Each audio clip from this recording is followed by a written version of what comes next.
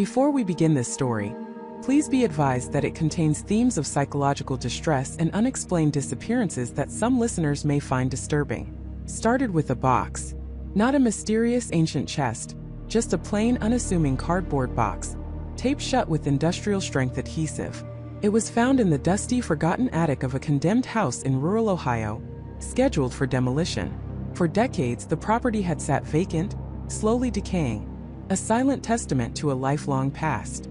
The demolition crew, a pragmatic bunch, didn't think much of it at first. Just another forgotten relic, probably full of old tax records or moth-eaten linens. But what was inside? What was inside changed everything. The house itself had a reputation. Locals whispered about strange occurrences, phantom lights, and a pervasive, almost suffocating silence that clung to the property even on the windiest days. Kids dared each other to spend a night there, though no one ever actually did. It was the kind of place you drove past quickly, not the kind you lingered near. When the bulldozers finally rolled in, there was a collective sigh of relief from the small community. Time to clear out the old ghosts, literally and figuratively. The crew foreman, a burly man named Frank Miller, was overseeing the initial interior strip down. He was a veteran of hundreds of these jobs, hardened to the smells of mildew and decay, the occasional rat, the predictable discoveries of old photographs and forgotten trinkets. But when one of his younger guys, a kid named Kevin, called him up to the attic, Frank felt a prickle of unease. Kevin wasn't easily spooked, but his voice had a strange tremor. "Boss, you gotta see this," Kevin had said, his flashlight beam cutting through the gloom. Frank climbed the rickety stairs, the air growing colder, heavier with each step. In the center of the attic, illuminated by Kevin's light, sat the box. It wasn't particularly large, maybe 2 feet by 1 foot, but it radiated an odd stillness. The tape holding it shut wasn't ordinary packing tape. It was a thick, almost industrial-grade adhesive, applied with a chilling precision. And then Frank saw it. Scrawled on the side of the box in what looked like faded red marker was a symbol. A smile. Not a happy, friendly smile. This was wide, exaggerated, almost grotesque. A permanent, painted grin that seemed to mock anyone who dared to look too closely. It was unsettling. Deeply unsettling. Inside that box, nestled amongst dusty blankets and yellowed newspapers, were 11 unmarked vis tapes. 11. Each one meticulously labeled by hand, with nothing more than a number. Tape 1, Tape 2, and so on. And on the label of each tape, faintly, almost subliminally, was that same unsettling smile. The police, when called in, dismissed them initially. Just old home videos, they figured. No signs of foul play in the house, nothing to indicate a crime scene. But Frank Miller, he knew better. He'd seen enough strange things in abandoned properties, felt enough inexplicable chills, and something about that smile, about the way the house felt off, made him pause. He couldn't just throw them out. So he handed the tapes over to a local historian, a man named Michael Sterling. Michael was known for his meticulous research into local oddities, forgotten histories, and anything that whispered of the unexplained.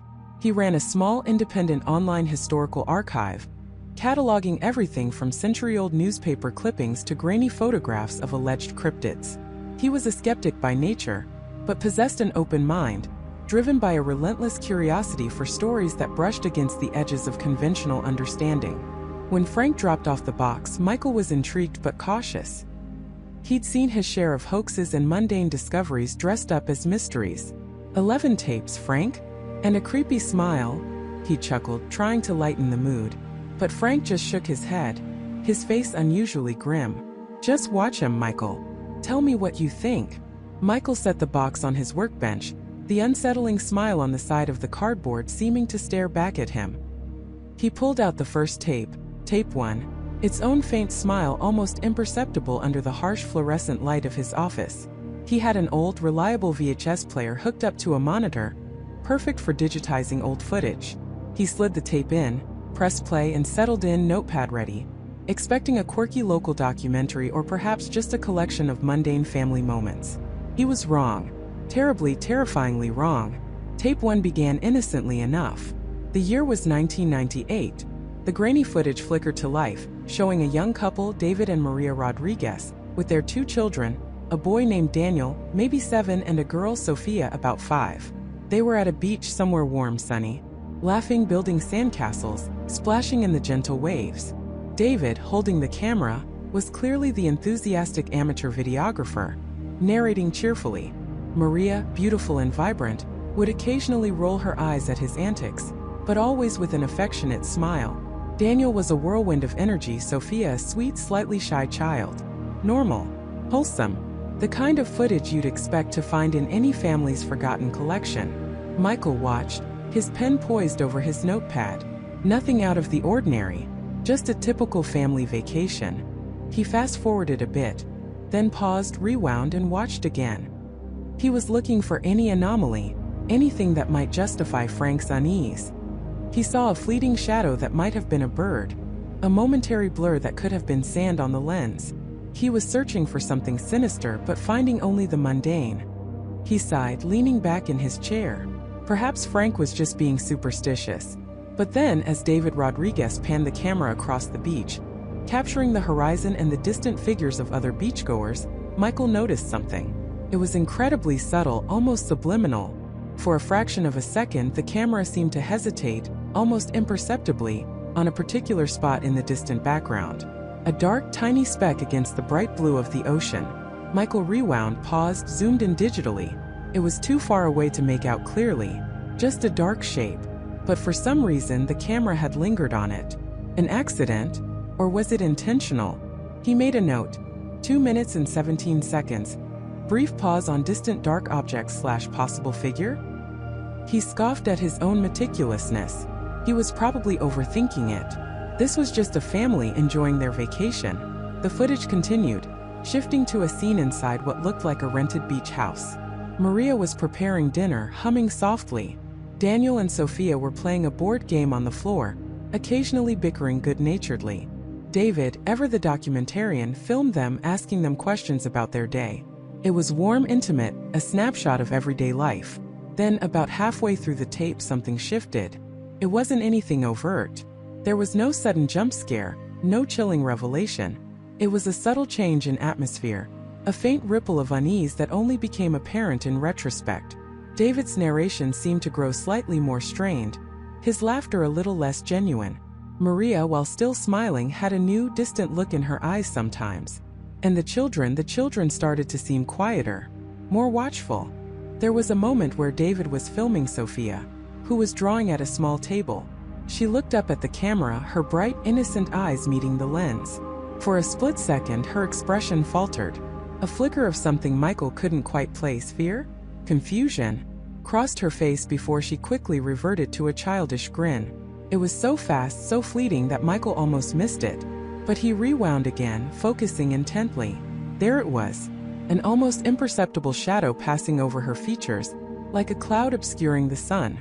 And just for that instant, her smile seemed forced, unnatural. He wrote another note. Sophia's expression, brief moment of distress? Or just tired? He was starting to feel a familiar prickle of dread. This wasn't just a home video. Michael had a knack for sensing when a story was trying to tell him something, even when the words weren't there. And these tapes, even just the first one, were whispering. The tape ended with the family gathered around a bonfire on the beach, roasting marshmallows. The scene was beautiful, the sunset painting the sky in hues of orange and purple. But the silence between their sparse conversations felt heavy, stretched. David held the camera, panning slowly across their faces. Daniel was staring into the flames, his small face unreadable. Maria was leaning against David, her head on his shoulder, her eyes closed. And Sophia, nestled between her parents, was looking directly into the camera. She wasn't smiling. She just stared, her eyes wide, reflecting the flickering firelight. And for the first time, Michael noticed it. The faint, almost imperceptible curve of her lips. Not a happy smile. It was the same unsettling, exaggerated grin he had seen on the box. A shadow of it, perhaps, but undeniably there. Michael Sterling watched, rewound, watched again. He cataloged every second, every frame. And slowly, painstakingly, he began to piece together a narrative far more disturbing than any horror film. What happened to the Rodriguez family? What did these tapes document? And why, after all these years, did they resurface, almost as if demanding to be seen, demanding to be understood? This is the story of the Smile tapes. This is the story of what happens when a simple grin turns into a symbol of absolute dread. The year was 2018. Alex Miller, a 22-year-old history major struggling to pay off student loans, received a call that would inadvertently pull him into a nightmare. His great-aunt Eleanor had passed away peacefully in her sleep at the ripe old age of 94. Eleanor, a woman who had lived a quiet life, had left behind a small, unassuming storage unit, filled with decades of accumulated memories and forgotten trinkets. Alex, being the closest living relative with a truck and a strong back, was tasked with clearing it out. The storage unit was a time capsule. Dust motes danced in the single shaft of light filtering through a crack in the door as Alex pushed it open. Cardboard boxes, some water-stained and crumbling, were stacked precariously high. Old furniture draped in white sheets stood like ghostly figures. It smelled of mildew, forgotten paper, and the faint sweet scent of mothballs. It took him 2 full weekends sweating through old t-shirts to sort through the clutter. Most of it was exactly what you'd expect. Antique porcelain dolls with chipped faces, yellowed photo albums filled with stern-faced ancestors, a collection of novelty thimbles, and enough floral-patterned dishware to outfit a small army.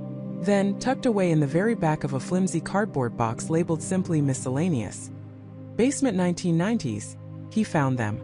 A stack of old VHS tapes. There were about a dozen of them, each one dusty, some with faded handwritten labels, others completely blank. Alex, a child of the digital age, hadn't seen a VHS player in years, let alone a tape. His first instinct was to toss them. What value could these ancient relics possibly hold? But something, a flicker of curiosity, stopped him. Perhaps they contained old family videos, a glimpse into a past he never knew. Eleanor had always been a private woman, rarely speaking of her younger days. Maybe these tapes held her secrets. He took the box home, along with a few other items he considered worth keeping. The tape sat on his desk for a week, gathering a fresh layer of dust, before he finally decided to track down a working VCR. His friend Michael, a retro tech enthusiast, had one gathering dust in his garage. A quick text, a short drive, and soon Alex had a clunky silver VCR hooked up to his modern flat-screen TV. The contrast between the sleek black screen and the ancient technology felt almost comical. He started with the tapes that had labels. Christmas '92, red one scrawled in faded blue ink. He slid it into the VCR. The machine word clicked, and then after a burst of static, an image flickered onto the screen. It was grainy, the colors slightly off but undeniably clear. A living room festooned with twinkling lights and tinsel. A young woman, likely in her late 20s, with bright red hair and a hearty laugh, was unwrapping presents with a small boy, perhaps 5 or 6 years old. They were smiling, genuinely happy. It was a typical, wholesome family Christmas scene. Alex watched for a while, a soft, nostalgic feeling washing over him. This was exactly what he'd hoped for. A window into a simpler time. He fast-forwarded through most of it, catching glimpses of other family members, familiar faces from old photographs, now moving and speaking. There was a man, tall and broad-shouldered, who he recognized as his great-uncle David, Eleanor's brother. He was joking with the red-haired woman, who must have been his wife, Emily. The little boy was Michael, their son. It was all very ordinary, very heartwarming. He watched another tape labeled Sarah's 10th B-Day. This one showed a backyard party, balloons bobbing in the breeze, a homemade cake with 10 candles. A girl, Sarah, with long blonde pigtails, was surrounded by friends, giggling as she opened gifts. David and Emily were there again, looking a few years older, but still vibrant, still full of life. It was all perfectly normal, almost too normal. Alex found himself subconsciously searching for something, though he wasn't sure what. A reason why Eleanor might have kept these tapes hidden away in a storage unit, rather than in her home. Was there some family drama he was unaware of? A secret affair? He saw nothing of the sort. Just everyday life preserved on magnetic tape. Then he picked up one of the unlabeled tapes.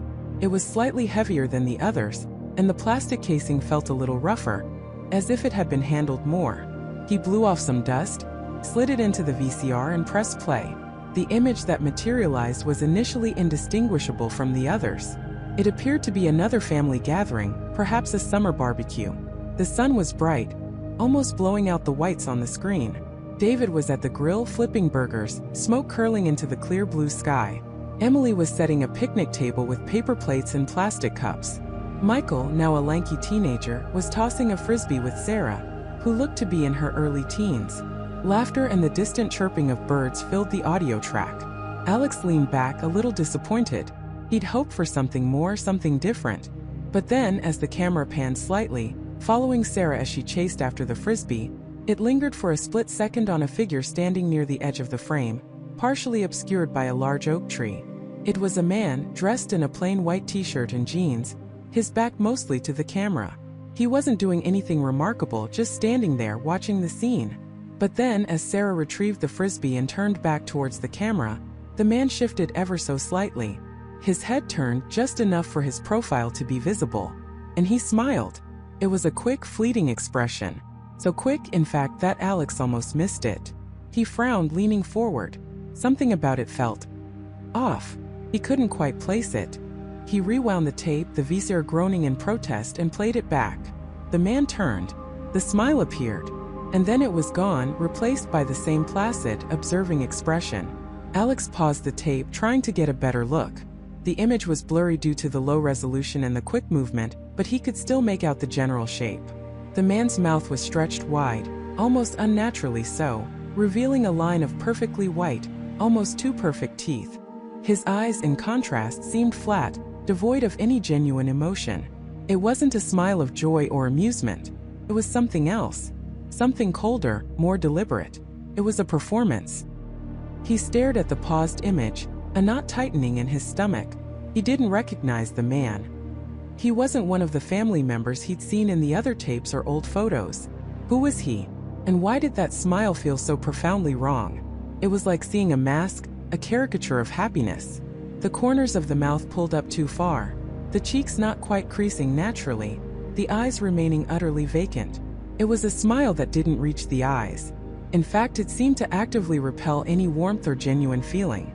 Alex felt a cold shiver trace its way down his spine. He hit play again, watching the brief, unsettling moment unfold in real time.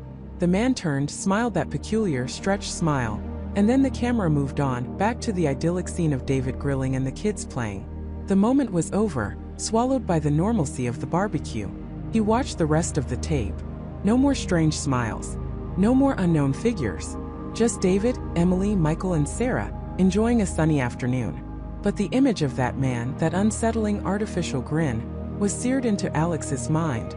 It was an anomaly, a tiny crack in the otherwise perfect facade of these family videos. Who was that man? Why was he there? And why did his smile feel like a warning? A silent scream masquerading as joy. Alex ejected the tape, his hands trembling slightly. His initial thought was to dismiss it, to rationalize it as a trick of the light, a strange angle, or simply a person with an unusual facial expression.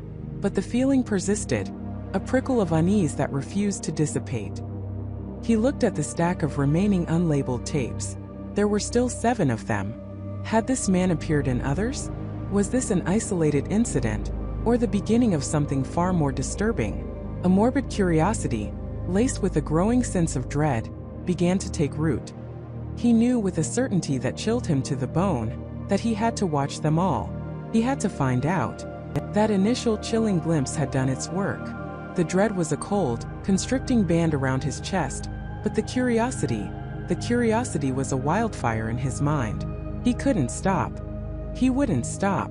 The compulsion was absolute.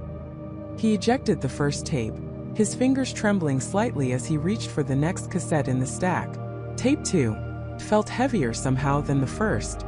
Or perhaps it was just the weight of expectation, the sickening premonition that whatever lay within would only deepen the abyss. He slid it into the VCR. The familiar whirring sound now a prelude to something unsettling. The screen flickered to life. This time the scene was entirely different. Instead of the muted, claustrophobic intimacy of a dimly lit room, he was plunged into a vibrant, sun-drenched backyard. The sound of laughter, splashes, and distant pop music filled the air. It was a summer barbecue, clearly. People milled about, some lounging by a sparkling blue pool, others gathered around a grill where smoke curled lazily into the bright sky. The camera, handheld again, swept across the scene, capturing snippets of conversation, the clatter of plates, the joyful chaos of a typical American get-together. Children shrieked happily in the background, chasing each other with water guns. He could make out faces, though not clearly enough to identify anyone definitively at first. A man, probably in his late 40s with a faded baseball cap, was flipping burgers with a practiced ease, grinning at someone off camera. A woman with short blonde hair, likely his wife, moved between guests, refilling drinks and offering snacks. The atmosphere was one of pure, unadulterated normalcy. It was almost jarring after the quiet tension of the first tape. For a moment he wondered if he'd picked up the wrong cassette, if this was just someone's innocuous home video from a forgotten summer. But then, as the camera panned slowly across a group of people chatting near a patio umbrella, he saw her. An older woman, perhaps in her late 60s or early 70s, with silver hair pulled back in a neat bun. She was sitting quietly in a lawn chair, a glass of iced tea untouched on a small table beside her. Her eyes, magnified slightly by what looked like reading glasses, were fixed on the activity around the pool. She wasn't actively participating in the conversation of the group near her, but she seemed content, observing. And then she smiled. It wasn't the fleeting, almost accidental smile from the first tape. This was a deliberate, sustained expression. At first glance, it appeared perfectly pleasant, the kind of gentle, grandmotherly smile one might expect from someone observing a happy family gathering. But as the camera lingered on her for just a few seconds longer than necessary, something began to shift. The smile didn't waver. It didn't soften. Didn't fade. It was fixed. And as he stared, an icy tendril of unease began to snake its way through him once more. The corners of her mouth were turned up just a little too high, stretching the skin around her eyes in a way that didn't quite match the pleasantness of the expression. Her eyes themselves, behind the glasses, seemed hollow, vacant. They held none of the warmth or amusement that a genuine smile would convey. Her gaze remained fixed on the pool, unblinking, unwavering. It was a mask, a perfect, unsettlingly still mask of joy. The camera moved on, following a young man who walked past, laughing at a joke.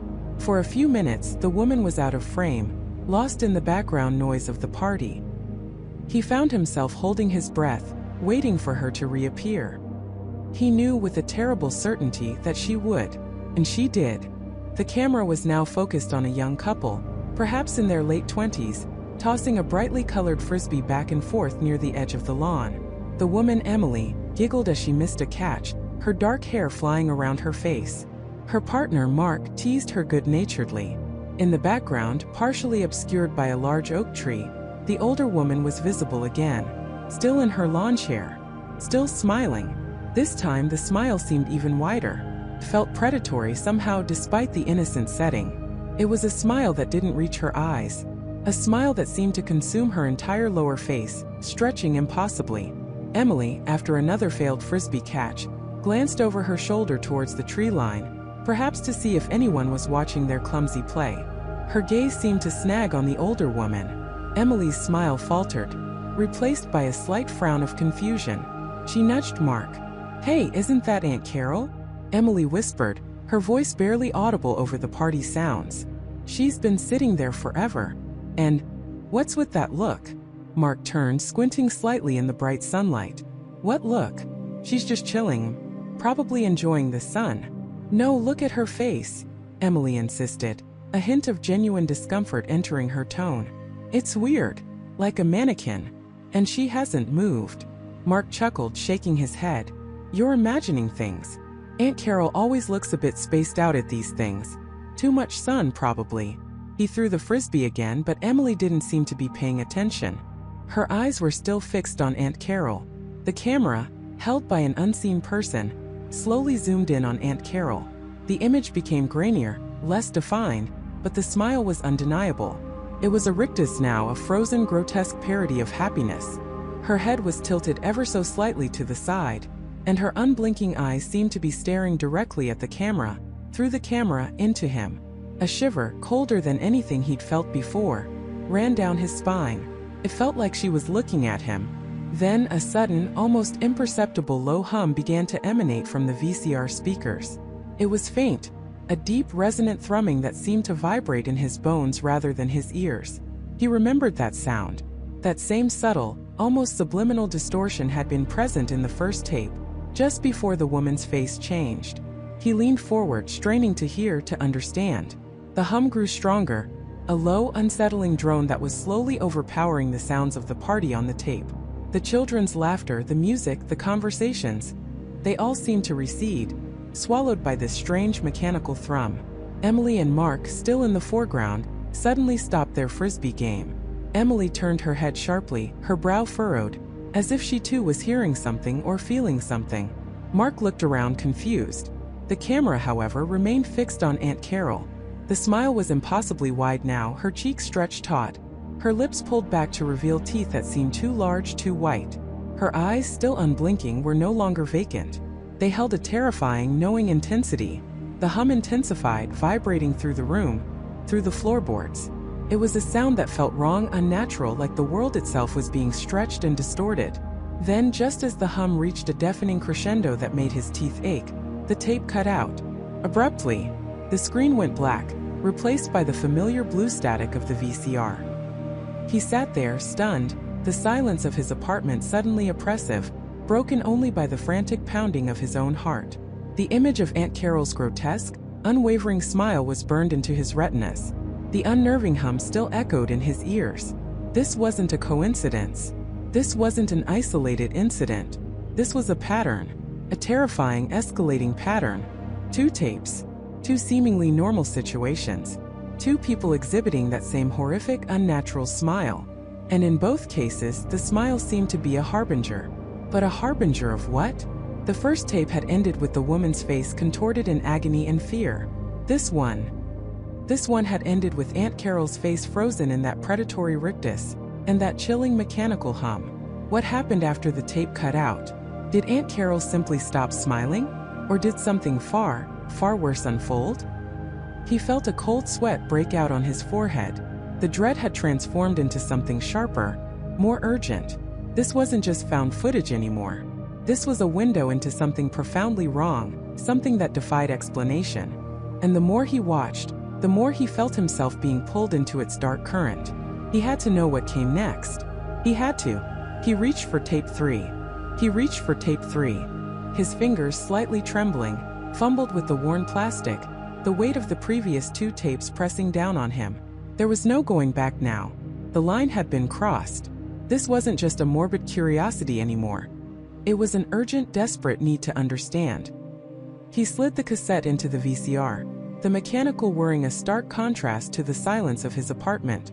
Play. The screen flickered, a cascade of static giving way to a new, unsettling scene.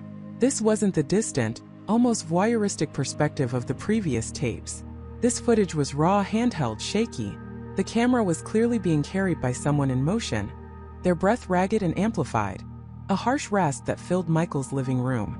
The setting was an abandoned industrial complex, a skeletal remains of what was once a bustling factory. Dust motes thick as fog danced in the weak, diffused light filtering through grimy, broken windows. Rust-colored streaks bled down concrete pillars, and the air itself seemed to hang heavy with the scent of decay, of forgotten labor and silent ruin. The person holding the camera moved slowly, hesitantly, their footsteps echoing eerily on the concrete floor. The lens swept over rusted machinery, skeletal conveyor belts, and piles of forgotten tools, all coated in a thick layer of dust and grime. Every creak, every distant metallic groan sounded like a warning. Michael felt a knot tighten in his stomach. Who was this person? What were they doing in this desolate place? And what were they looking for? Suddenly, the camera panned sharply to the right, almost as if the holder had been startled. At the very end of a long, dark hallway, partially obscured by the skeletal remains of a large, derelict piece of equipment, stood a figure. It was too far away to discern any details, but the silhouette was unmistakably human. And then the figure moved. Not a walk, not a shift, but a strange, almost unnatural jerk, a sudden, unsettling realignment of weight that made Michael's skin crawl. The camera person froze, their breathing hitched, a sharp gasp cutting through the silence. The figure remained motionless, a dark sentinel at the edge of the shadows, watching. A whisper barely audible came from the tape. A male voice, young, terrified. "Hello." No response. The figure didn't stir. It simply stood there, an unblinking, unmoving presence. Michael felt a cold dread creep up his spine. He knew this feeling. He'd felt it watching the other tapes, but this was different. This wasn't just observing. This was being pulled into the immediate visceral terror of the person holding the camera. The camera person began to back away slowly, the lens still fixed on the distant figure. Their breathing became shallow, more frantic, each inhale a desperate struggle. Then the figure smiled. Michael couldn't see the face clearly, not yet, but the subtle shift in the silhouette, the way the head tilted, the almost imperceptible widening of the shoulders, it conveyed it perfectly. A wide, unnatural, predatory smile that seemed to stretch into the gloom. A silent, chilling promise. Panic erupted on the tape. The camera person turned and bolted. The footage became a dizzying blur of motion, the lens swinging wildly as they ran through the labyrinthine corridors. The frantic thud of their footsteps echoed, reverberating off the decaying walls, growing louder, more desperate.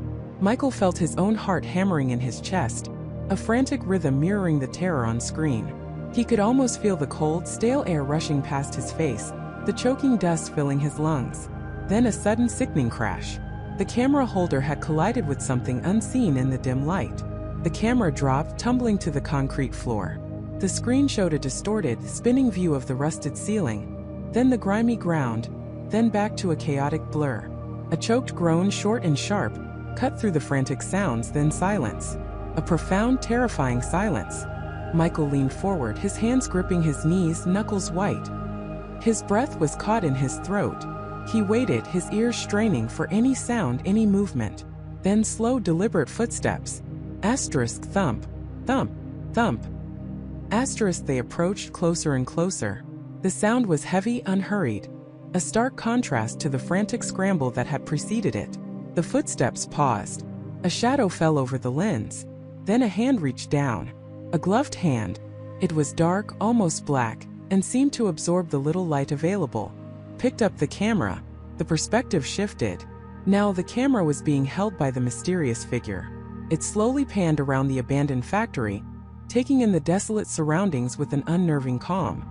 The movement was smooth, controlled, utterly devoid of the fear that had defined the previous holder's movements. It stopped on a pile of something in a far corner, partially hidden by a collapsed section of shelving. As the camera zoomed in, Michael's blood ran cold. It was a collection of old, faded photographs, scattered haphazardly across the dusty floor. And in every single one, a faint, almost imperceptible smile was drawn onto the faces of the people in the pictures. Some were old family photos, sepia-toned memories of picnics and holidays.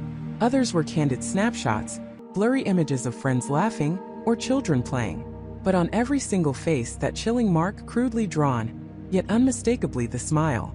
It was a desecration, a violation of innocence and memory, an insidious thread connecting them all. The camera lingered on the defaced photographs, then slowly, deliberately, panned back towards the body of the person who had been holding the camera before. The young man lay face down, his limbs splayed at an awkward, unnatural angle. The gloved hand reached out, not roughly, but with an almost unsettling tenderness, and gently turned the head. It was a young man, perhaps in his early 20s. His face, now visible, was pale, his eyes wide open, staring blankly at the rusted ceiling. And on his face, crudely drawn in what looked like black marker, was the smile. It was grotesque, stretching unnaturally from ear to ear, a mockery of human emotion, a chilling parody of joy. It was the same smile from the first tape, the second, but this time it was painted onto a lifeless canvas, a final horrifying signature. The figure holding the camera leaned in close, obscuring the shot for a moment. A soft, almost tender sound emanated from the tape, a low hum like a lullaby or a mournful whispered song. It was deeply disturbing, a sound of perverse affection emanating from the perpetrator. Michael felt a wave of nausea wash over him. This wasn't just violence, it was ritualistic, personal, intimate in the most terrifying way imaginable. Then the camera pulled back. The gloved hand reached into the young man's pocket and pulled out a wallet. It was a simple, worn leather wallet. The hand opened it with careful precision.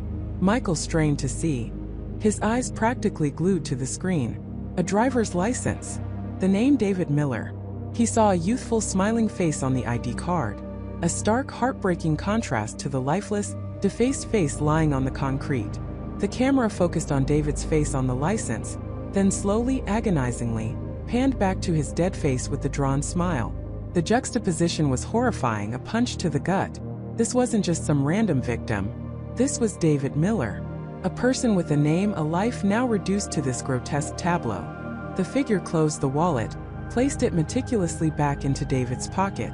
Then, with the same unsettling care, it set the camera down on the dusty floor, facing David Miller's body.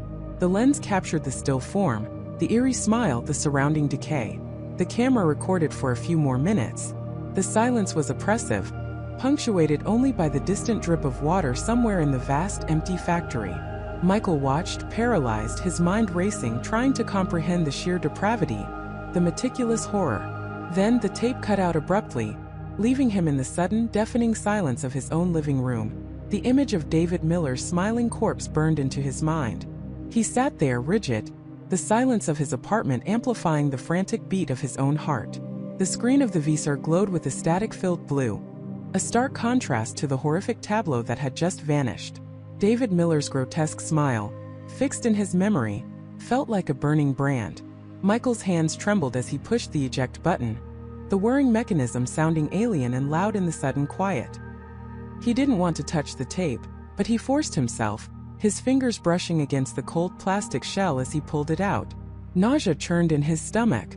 He stumbled to the kitchen, splashing cold water on his face, trying to wash away the images, the sounds, the sheer, unimaginable cruelty. This wasn't a prank. This wasn't some elaborate film project. This was real.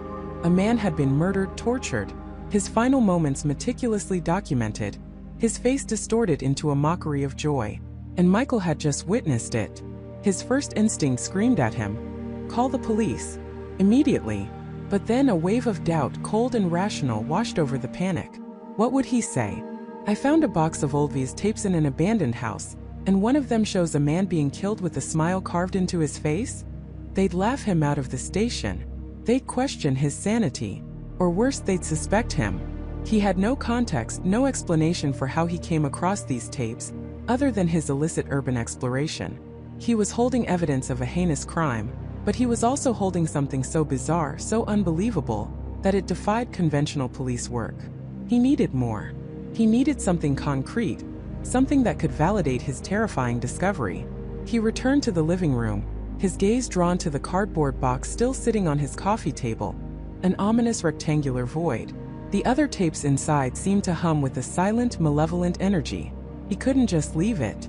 He couldn't unsee what he'd seen. A morbid, desperate curiosity began to override his fear. He had to understand. He had to know who did this and why. He picked up the tape he'd just watched, turning it over in his hands. It was a standard VHS, no distinguishing marks other than the faded, handwritten label, Miller 10/17. He scrutinized every inch of it, searching for a clue, a symbol, anything. Nothing. Just plain black plastic. He placed it back in the box, then started methodically examining the remaining tapes. Most were unlabeled, or bore cryptic, single-word titles like Whispers or Echoes. He dismissed the home movies he'd found earlier, the birthday parties, the family vacations. They felt like a cruel joke now, a stark contrast to the darkness he'd just plunged into. His fingers brushed a tape that felt different. It wasn't the texture or the weight, but something about the label. It was neatly printed, not handwritten like the others he'd noted. It simply read, "Interview." No date, no name, just that single unsettling word. Why would an interview be mixed in with these other, increasingly disturbing tapes? A cold sense of foreboding tightened its grip on his chest. This felt like a deliberate breadcrumb, a calculated step in whatever twisted game was being played. He hesitated, his gaze drifting to the window, to the mundane, reassuring glow of the streetlights outside. For a moment he considered throwing the entire box into the dumpster, erasing it from his life. But the image of David Miller's face flashed again, vivid and sickening. He couldn't. He had to see this through. With a deep, shaky breath, he slid the interview tape into the VCR. The machine whirred to life, the familiar sound now imbued with a sinister undertone. The screen flickered, then resolved into a grainy, shaky image. The tape opened on a static shot of a dimly lit room. It was cluttered, filled with towering bookshelves overflowing with ancient-looking tomes. The air in the recording seemed thick, almost visible. In the center, seated in a worn armchair, was an elderly woman. Her face was a roadmap of wrinkles, her silver hair pulled back in a tight bun. Her eyes, though, were piercing, intelligent, and held a profound sadness, a weariness that seemed to stretch back decades. She looked directly into the camera, not with surprise, but with a kind of resigned expectation. A muffled, disembodied voice, male and slightly distorted, spoke from behind the camera. "Thank you for agreeing to speak with me, Mrs. Jenkins. My name is, well, it doesn't matter. I'm interested in the local stories, the disappearances. The ones the police never quite solved." Mrs. Jenkins, her voice surprisingly clear despite her age, let out a soft, humorless chuckle. "Solved? No one ever solves them, son. Not really. They just fade, like the memories of the poor souls themselves." She paused, her gaze sweeping over the dusty books around her. "You're talking about the smiles, aren't you? The grinning man." Michael sat bolt upright, a jolt of ice water shooting through his veins. "The smiles? David Miller. Couldn't be a coincidence." "The grinning man?" the interviewer's voice prodded. "That's what they called him," Mrs. Jenkins continued, her voice dropping to a near whisper. "A legend, they said. A boogeyman to scare children. But the smiles, those weren't legends. Those were real.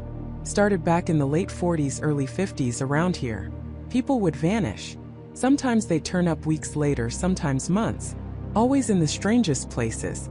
Deep in the woods, abandoned barns, even once in the old mill down by the river." She leaned forward, her eyes narrowing. "And always with that look. A grin. Not a happy one, mind you. A stretched, unnatural thing. Like someone had taken a knife and made them smile even in death. Sometimes their faces were frozen that way like a grotesque mask. Other times it was said the smile was just there. Not carved but impossibly wide. Almost joyful in its horror." Michael felt a cold sweat prickle his skin. This wasn't just a local legend.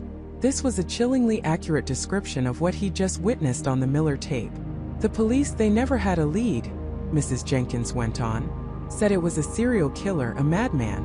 But the patterns, they weren't typical. No ransom, no sexual assault, no clear motive. Just the smiles.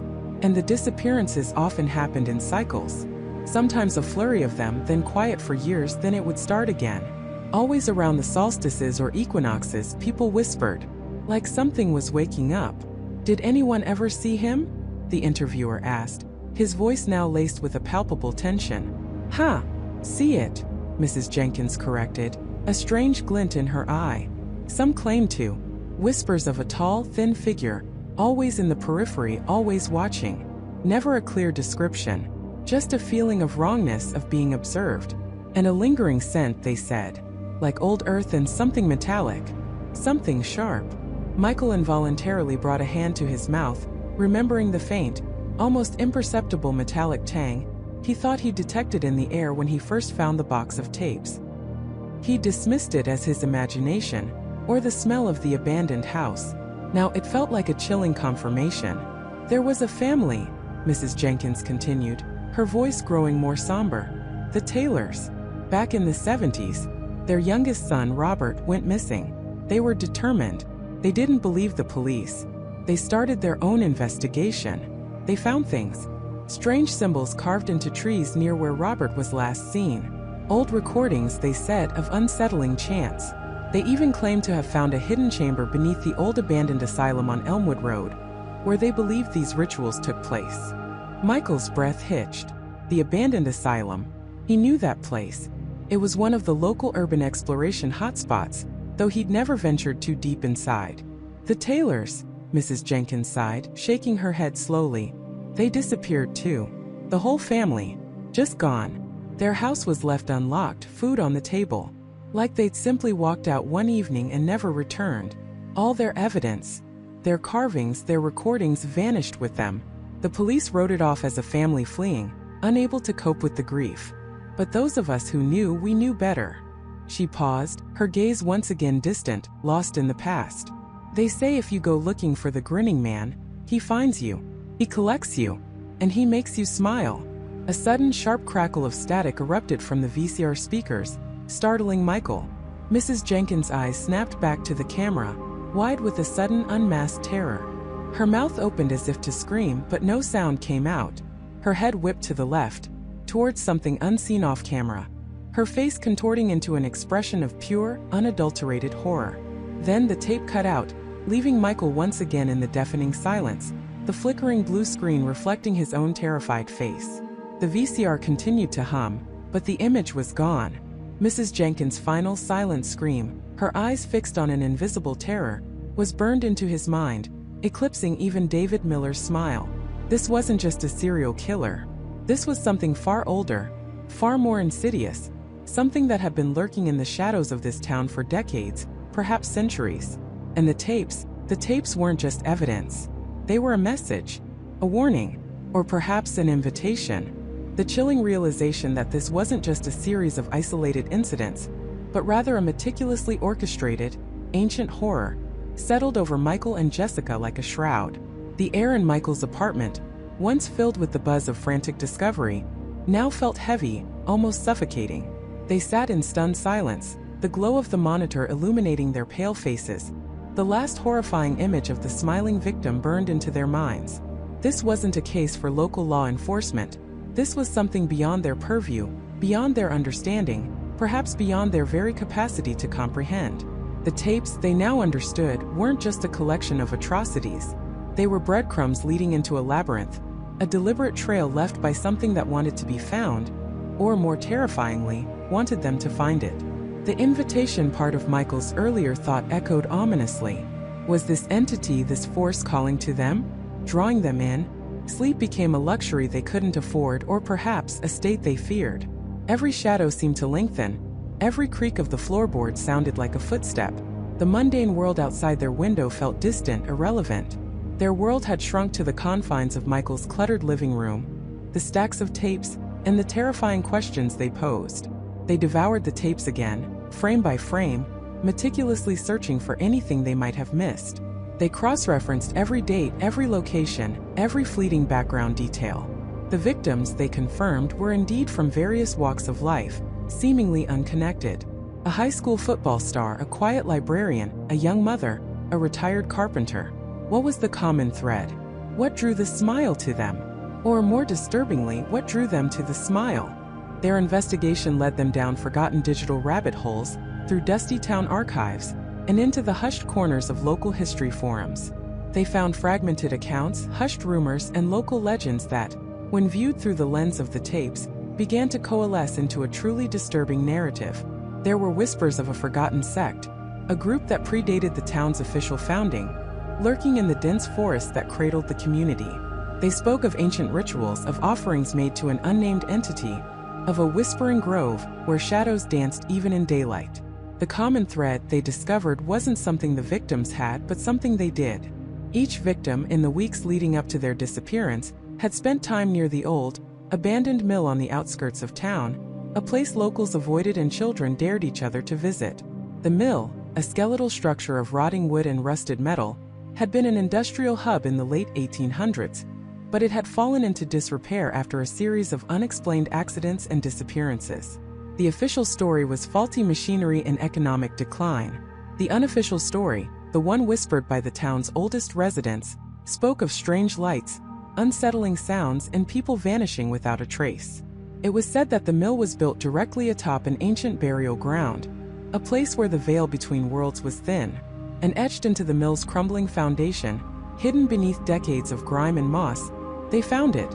A crude, almost childlike drawing of a wide, unsettling smile, identical to the one on the victims' faces. This wasn't just a symbol, it was a brand, a signature, and it was ancient. Michael and Jessica's discovery sent a fresh wave of dread through them. The smile wasn't just a modern phenomenon. It was rooted deep in the very fabric of this town's cursed history. The mill wasn't just a location, it was a focal point, a nexus. And the victims, they realized, hadn't just been chosen at random. They had been drawn there, perhaps by curiosity, perhaps by an unseen force, perhaps by the very invitation Michael had hypothesized.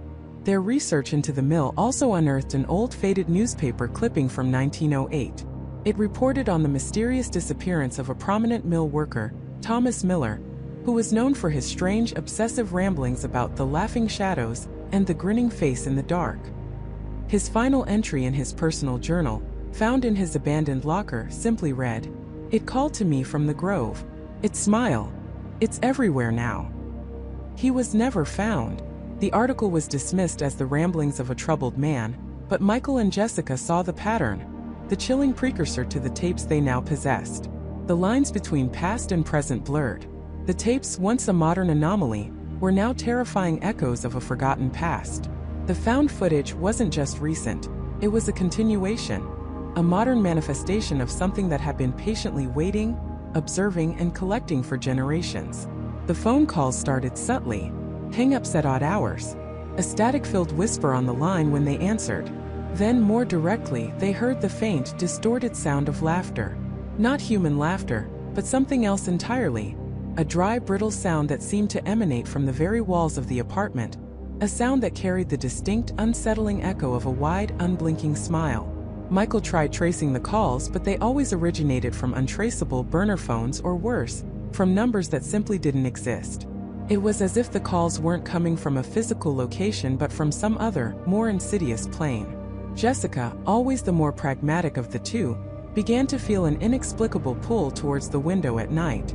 She'd stare out into the darkness, convinced she saw movement in the periphery of her vision, a fleeting shadow that seemed to resolve itself into a pair of impossibly wide, grinning eyes before vanishing.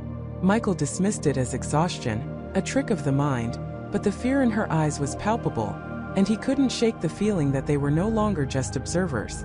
They were being watched. They were being engaged. One evening, as they were rewatching a particularly disturbing sequence from one of the older tapes, a flicker of static briefly corrupted the image.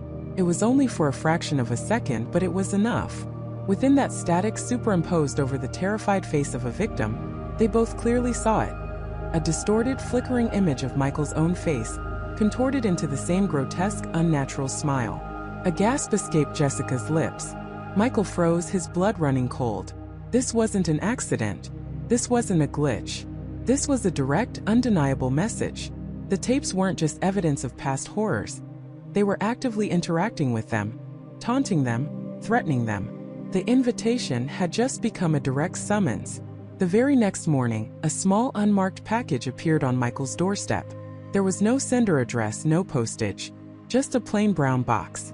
Inside, nestled on a bed of crumpled newspaper from the early 1900s, was a single, old-fashioned cassette tape. It was identical in appearance to the Smile, tapes they had been analyzing for weeks, but this one bore no label, no cryptic number. It was blank, and taped to its surface, carefully folded, was a single yellowed page torn from a very old book. On it, written in elegant, spidery script, was a single sentence.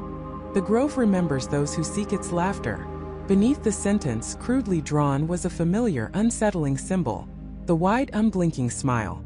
They stared at the tape, then at the cryptic message. The Grove. The Whispering Grove. The ancient place of rituals. The place where Thomas Miller had heard the laughing shadows. This wasn't just a warning anymore. This was a challenge. An explicit directive. The entity, whatever it was, knew they were watching. It knew they were investigating. And now it was actively guiding them, drawing them deeper into its web. They were no longer simply studying the tapes. They were now a part of the narrative. The line between observer and participant had been obliterated. The Smile wanted them to come. It wanted them to listen to this tape. And the chilling part was, despite the overwhelming fear, a strange, undeniable compulsion began to settle in. A morbid curiosity that felt less like a choice and more like a command. They had to know what was on that tape. They had to go to the Grove. Michael tried to fight it. He paced their small apartment, running a hand through his already disheveled hair, muttering about irrationality, about the dangers of obsession. Jessica, however, sat perfectly still, staring at the worn VHS cassette resting on the coffee table. It was the one they hadn't played yet, the one found tucked beneath the others in the dusty box, labeled only with a crudely drawn, unsettling curve that was unmistakably the Smile. She felt it too, that magnetic pull, a whisper in the back of her mind that grew louder with every passing minute, overriding all logic. It wasn't just curiosity, it was a desperate need, almost like a thirst. "We can't," Michael finally declared, his voice strained. "This is how horror movies start, Jess. We found some creepy tapes, we got spooked, but going out to some isolated grove in the middle of the night because a mysterious voice on a static-filled recording told us to? That's insane." Jessica slowly lifted her gaze from the tape to Michael. Her eyes, usually so vibrant, seemed shadowed by an uncharacteristic intensity. "It wasn't a voice, Michael. It was a compulsion. And it wasn't just to go. It was to play this tape there. She tapped the cassette. Don't you feel it? It's like an itch under your skin that you can't scratch unless you do exactly what it says. Michael stopped pacing. He did feel it. A cold knot in his stomach, a prickling sensation on his scalp, a persistent, gnawing thought that refused to be dismissed. He had dismissed it as fear, as an overactive imagination fueled by the disturbing images they'd already seen. But Jessica was right. It felt different. It felt external yet deeply internal. The silence stretched, thick with unspoken dread and undeniable resolve. Finally, Michael let out a long, shuddering breath. "Okay," he said, the word barely a whisper. "Okay, but we're careful. We take precautions. We tell someone where we're going just in case." Jessica nodded, a flicker of grim determination in her eyes. "Who are we going to tell, Michael?" "Hey, we're going to a creepy grove at midnight to play a Discretion Advised tape because we feel compelled to?" "They'd think we've lost our minds." He knew she was right. They were already too deep into this to explain it to anyone else without sounding completely unhinged. This was their secret, their burden, their growing nightmare. They spent the next hour gathering supplies. A portable VCR, a small battery-powered TV screen, a long extension cord, and an inverter that could draw power from Michael's car battery. Flashlights, fully charged phones, a first aid kit that felt woefully inadequate for whatever they might encounter. The air in the apartment crackled with nervous energy, each clatter of equipment echoing unnaturally loud in the quiet night. As they loaded the gear into Michael's beat-up sedan, the moon, a sliver of pale light, seemed to mock their endeavor. The drive to the grove was tense, punctuated by the hum of the engine and the rapid thumping of their hearts. Michael gripped the steering wheel so tightly his knuckles were white. Jessica sat beside him, the smile tape clutched in her hand, her gaze fixed on the winding, deserted road ahead. They had researched the grove online. It was a small, neglected patch of woods on the outskirts of town, known mostly to local teenagers looking for a secluded spot to hang out, or for dog walkers who didn't mind the overgrown paths. Nothing sinister, nothing unusual, just trees and dirt. Yet, as they approached, a palpable sense of foreboding settled over them, a chill that had nothing to do with the late-night air. Michael pulled off the main road onto a narrow, unpaved track that quickly disappeared into the dense foliage. The car's headlights cut through the oppressive darkness, illuminating gnarled tree trunks and reaching branches that seemed to grasp at the vehicle. The silence of the grove was profound, broken only by the crunch of tires on gravel and in the frantic rhythm of their own breathing. He drove slowly, following the vague directions from the previous tapes, an internal compass seemingly guiding him to the exact spot. Finally, the trees opened slightly into a small circular clearing. It wasn't much, just a patch of flattened earth surrounded by ancient oaks, their leaves rustling like dry whispers in the faint breeze. A decaying, splintered picnic table stood forlornly in the center, a silent monument to forgotten gatherings. This was it. This was the place. The compulsion surged, an almost physical push urging them out of the car. They worked quickly, fueled by adrenaline and that relentless internal command. Michael popped the hood, connecting the inverter to the car battery. Jessica, her hands trembling slightly, set up the VCR and the small TV screen on the rickety picnic table. The portable screen flickered to life, bathing their faces in a ghostly blue light. The world around them seemed to recede, the rustling leaves, the distant hoot of an owl, fading into an indistinct background drone. All that mattered was the tape. Jessica carefully inserted the Smile cassette into the VCR. The machine whirred, a mechanical groan that sounded deafening in the stillness. Michael stood beside her, his hand resting on her shoulder, a silent gesture of support and shared terror. They exchanged a look, a mixture of dread and morbid fascination. This was it, the point of no return. Jessica pressed play. The screen filled with static for a moment, then snapped into focus. The image was grainy, distorted, but unmistakably a view from within this very grove. It was daytime in the recording, sunlight filtering through the canopy, dappling the forest floor. The camera, handheld and shaky, seemed to be moving slowly, purposefully. They watched, mesmerized, as the camera panned across familiar trees, identifying landmarks they had just passed. Then it stopped. The lens focused on a young woman, perhaps in her early 20s, standing near the decaying picnic table they were currently using. She had long dark hair, pulled back haphazardly, and was wearing a simple t-shirt and jeans. She looked lost, confused, her eyes darting nervously around the grove. "Who is that?" Michael whispered, his voice hoarse. Jessica shook her head, unable to tear her eyes from the screen. The camera zoomed in slightly on the woman. She was alone. Her expression shifted, a subtle change at first, a slight tremor around her mouth. She seemed to be listening, her head cocked to one side as if straining to hear something beyond the range of the microphone. Then slowly, agonizingly slowly, her lips began to stretch. It wasn't a natural smile. It was forced, unnatural, a grotesque parody of joy. Her mouth widened, pulling her cheeks taut, crinkling the skin around her eyes in a way that didn't suggest happiness, but pain or perhaps something far worse. Her eyes, however, remained wide with terror, a stark contrast to the horrific grin that now consumed her face. It was as if two separate emotions were battling for control of her features, and the smile was winning.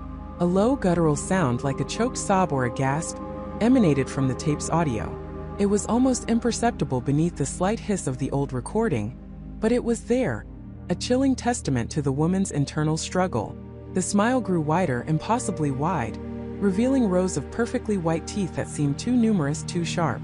Her jaw seemed to unhinge, stretching beyond human limits. Michael gasped, pulling his hand away from Jessica's shoulder as if burned. Jessica let out a small whimper, her free hand flying to cover her own mouth, as if to prevent a similar distortion. The camera held on the woman's face, a macabre tableau of silent horror. Her eyes, still wide and pleading, began to well up with tears that never fell, trapped by the unyielding stretch of her forced grin. It was a silent scream, a silent plea for help from within a prison of twisted flesh. The sunlight that had once dappled the scene now seemed to mock her, highlighting every terrifying detail. Then the camera began to slowly pull back, revealing more of the clearing. The woman remained frozen, her grotesque smile the only thing visible in the deepening shadows of the recording. As the camera continued its retreat, a new detail emerged. Behind the smiling woman, partially obscured by the thick trunk of an ancient oak, a faint, shimmering outline began to materialize. It was indistinct, almost transparent like heat haze, but it was there. And within that shimmering distortion, two pinpricks of light, like glowing embers, seemed to fixate on the woman. The smile on the screen widened further, a final horrifying expansion that seemed to tear at the woman's face. A faint, almost subliminal click sound emanated from the VCR. And then, abruptly, the tape cut to static. Black and white snow filled the screen, an unyielding roar of white noise replacing the horrifying silence. Michael and Jessica stood frozen, staring at the chaotic pixels, their minds struggling to process the unspeakable horror they had just witnessed. The image of that woman's face, the terrified eyes behind the impossible smile, was burned into their retinas. The sound of the static was deafening, yet they could still hear the ghost of that guttural sob, that faint click. The grove around them, once merely eerie, now felt actively hostile. Every rustle of leaves, every distant chirp of a cricket, seemed to hold a sinister intent. They had come seeking answers, and they had found something far worse. An unspeakable truth, a glimpse behind the veil of the normal, and an even deeper, more terrifying mystery. The compulsion that had driven them here was no longer a gentle whisper. It was a roar, a frantic, desperate urge to do something. But what? The tape had shown them a victim, perhaps the origin of the smile phenomenon, but it hadn't given them a solution. Only more questions, more terror, and the horrifying realization that they were no longer just observers. They were now inextricably linked to this nightmare. The smile had found them, and it wasn't letting go. The smile had found them, and it wasn't letting go. The silence that followed the screen going dark was suffocating, heavier than any physical weight Michael and Jessica had ever experienced. Their living room, usually a haven of warmth and shared laughter, now felt like a cold, alien space, every shadow a potential hiding place for the unspeakable. Jessica was shaking, not just a shiver, but a deep, uncontrollable tremor that threatened to buckle her knees. Michael, usually the pragmatic one, felt a cold dread seeping into his bones, far beyond anything he'd ever read in a horror novel. The screen of his laptop, still emanating a faint, ghostly glow, seemed to mock them. It knows where we are," Jessica whispered, her voice thin and ragged, barely audible over the frantic pounding of her own heart. "It showed us." Michael could only nod, his throat tight, constricted by a fear that felt primal and absolute. The image of their apartment, specifically Michael's own reflection in the television screen, had been burned into his mind. The subtle distortion, the faint, sickening curve of a smile where his own reflection should have been normal. It wasn't a trick of the light, wasn't a coincidence. It was a declaration. They spent the next few hours in a haze of terror and disbelief, trying desperately to rationalize, to find a logical explanation for what they had seen. They replayed the final moments of the video, frame by agonizing frame, pausing, zooming, scrutinizing every pixel. But there was no glitch, no anomaly, no clever editing trick that could account for the chilling accuracy of the reflection. It was their living room, undeniably, unmistakably. And the smile, subtle yet profoundly disturbing, was there. It has to be some kind of deepfake, right? Michael suggested, his voice lacking conviction. Someone's messing with us. Someone found our address, knows we're watching these tapes, and decided to personalize the terror. Jessica hugged her knees to her chest, rocking slightly. But how? How would they know what our living room looks like? How would they get an image of you specifically in that exact moment? The questions hung in the air, heavy and unanswered. They had been so careful. They hadn't shared the link to the tapes with anyone. They hadn't talked about them outside of their apartment. Their online presence was relatively private. The idea of someone orchestrating such an elaborate, targeted psychological assault felt both impossibly complex and horrifyingly intimate. They tried to search online again, this time with a frantic desperation. Smile tapes reflection, found footage cursed personal attack. Entity knows location through screen. The results were a terrifying mix of urban legends, conspiracy theories, and outright nonsense. There were vague mentions of digital entities, screen curses, and even a few obscure forums discussing a phenomenon called the Silent Watcher, an entity said to manifest through screens and reflect its victim's environment back at them, subtly distorted.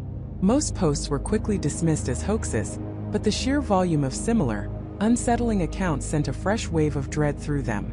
As the pre-dawn light began to filter through their blinds, painting the room in sickly gray hues, a new, more insidious terror began to creep in. It wasn't just the fear of what the smile might do, but the fear of what it already had done to their minds. Every creak of the floorboards, every rustle of leaves outside their window, every flicker of light on their phone screens, sent jolts of adrenaline through them. Their home, once a sanctuary, now felt like a cage, its walls too thin, its windows too transparent. That morning, the first truly inexplicable incident occurred. Jessica was in the kitchen trying to make coffee, her hands still trembling. She reached for her favorite ceramic mug, a gift from her grandmother, decorated with a whimsical floral pattern. As her fingers closed around it, she froze. Etched onto the smooth white surface, beneath the cheerful flowers, was a faint, almost imperceptible line, a thin upward curve, a smile. It wasn't part of the original design. It looked like it had been scratched on with a fine, sharp object, yet the ceramic was perfectly smooth to the touch. It was undeniably there, an impossible, chilling addition. She cried out, dropping the mug. It shattered on the tile floor, scattering ceramic shards and the faint, smiling curve into 100 pieces. Michael rushed in, finding her staring at the mess, her face pale with horror. "What happened?" he asked, his eyes scanning for an intruder, for anything. "The mug," she choked out, pointing a trembling finger at the scattered fragments.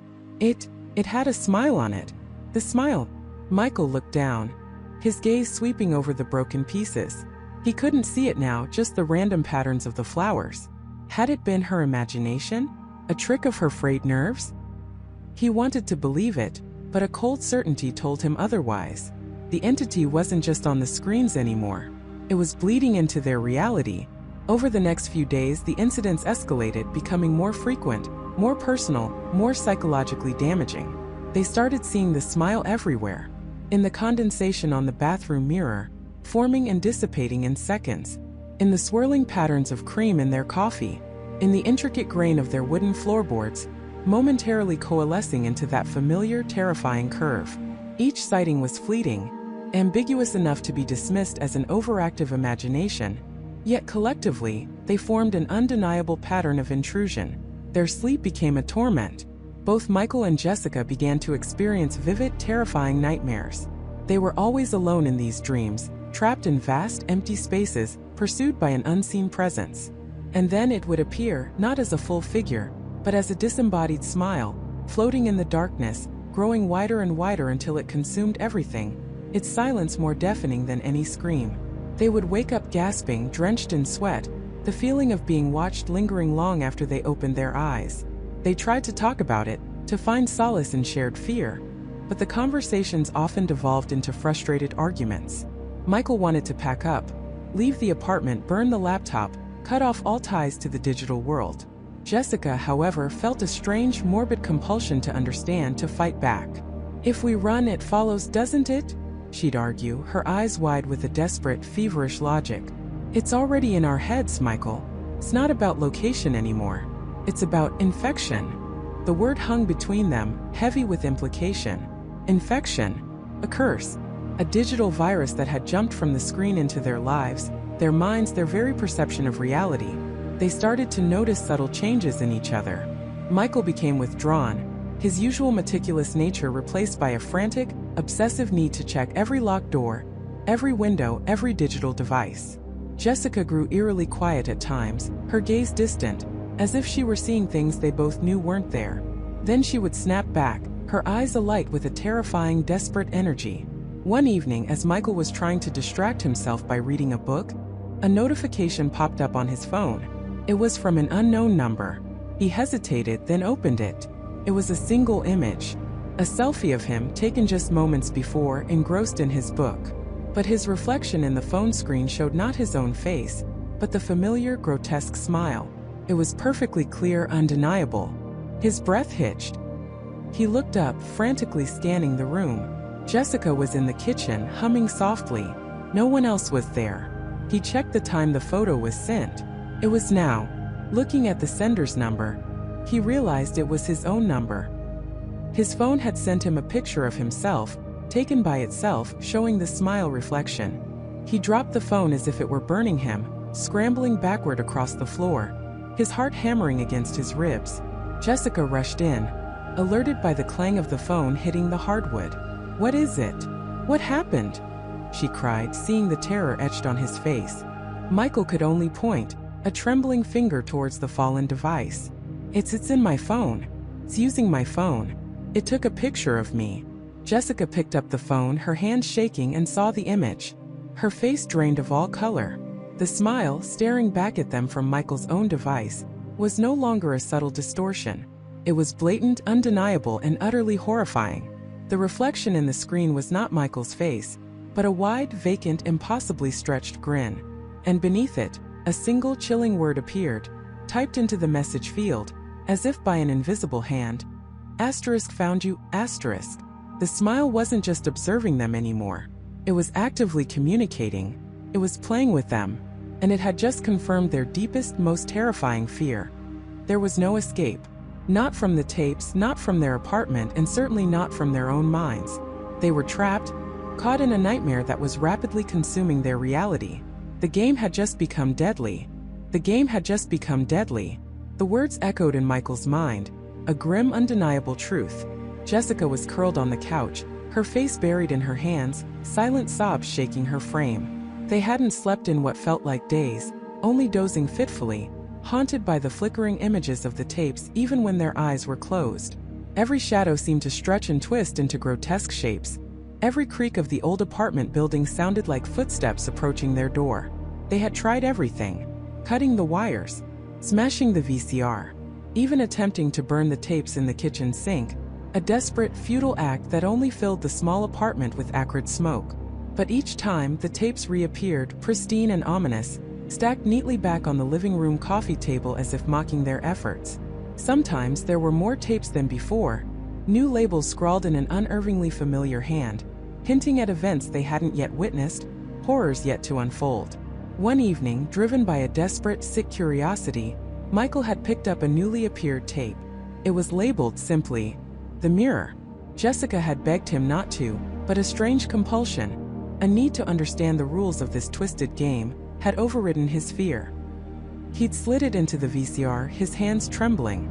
The footage was grainy, shaky, filmed from a first-person perspective.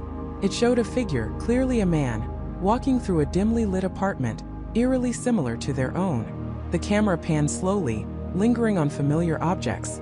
The worn armchair, the chipped kitchen counter, the faded floral wallpaper in the hallway. Then the figure stopped in front of a bathroom mirror.